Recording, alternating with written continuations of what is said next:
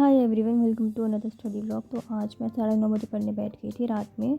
इसके बाद सबसे पहले तो मैंने बेसिक कॉन्सेप्ट्स ऑफ केमिस्ट्री के साथ स्टार्ट किया। मैंने इसके टोटल 11 लेक्चर्स हैं, जिसमें से मैंने 2 कंप्लीट कर लिए थे इस दिन।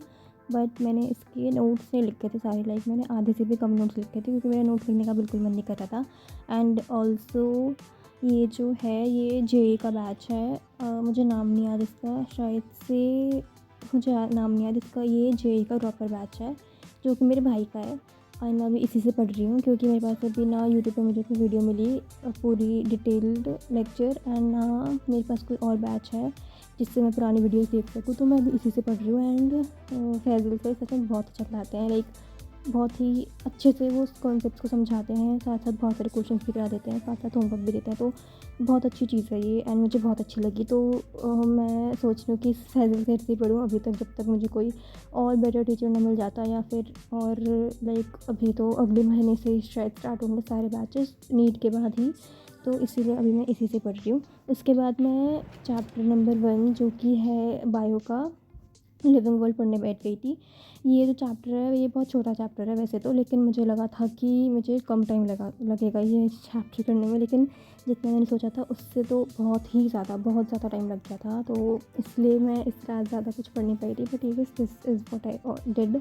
सबसे पहले मैंने इसका रीडिंग करी, एनसीईआरटी की रीडिंग करी। देन मुझे इसके कुछ टॉपिक्स जो थे वो समझ में नहीं आ रहे थे, तो मैंने इसकी वीडियो देखी, एक आधे घंटे की वीडियो देखी मैंने, मुझे देखनी पड़ी। और साथ साथ मैं लर्न भी कर रही थी।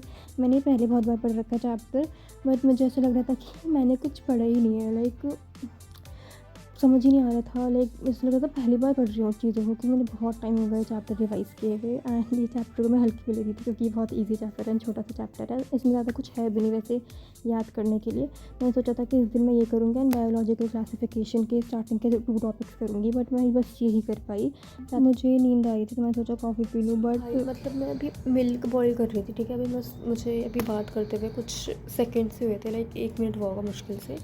एंड मैं ये कॉफ़ी डालने वाली थी इसमें, तब तक आई सॉ कि ये क्या हो गया, what the hell is this भाई।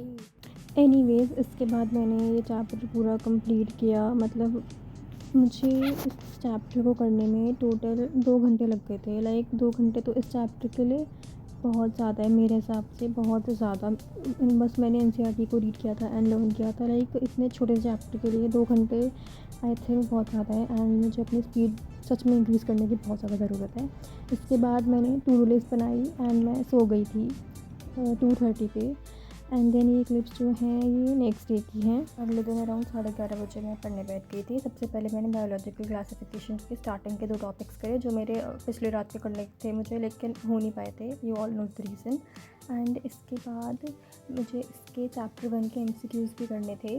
ऑल्सो गाइस, ये जो चैप्टर है ये बहुत ईजी चैप्टर है। मुझे इस चैप्टर के करने में, इसमें मैंने 2 टॉपिक्स करे थे, एंड वो 2 टॉपिक्स मेरे बहुत ही जल्दी हो गए थे। 15-20 मिनट में स्टार्टिंग के 2 टॉपिक्स हो गए थे।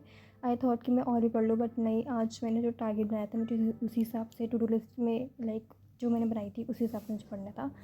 एंड देन इसके बाद मैंने एमसीक्यूज़ प्रैक्टिस किए थे लिविंग वर्ल्ड के आकाश से। मेरे पास आकाश है, मैं आकाश की स्टूडेंट हूँ, तो उससे से मैंने अपने एमसीक्यूज़ प्रैक्टिस किए थे। And here is the analysis of the MCQ. आप लोग बताना how is it. I don't think so first chapter में तो फुल आने चाहिए, इतना ईजी चैप्टर है। Thanks for watching guys, subscribe for more.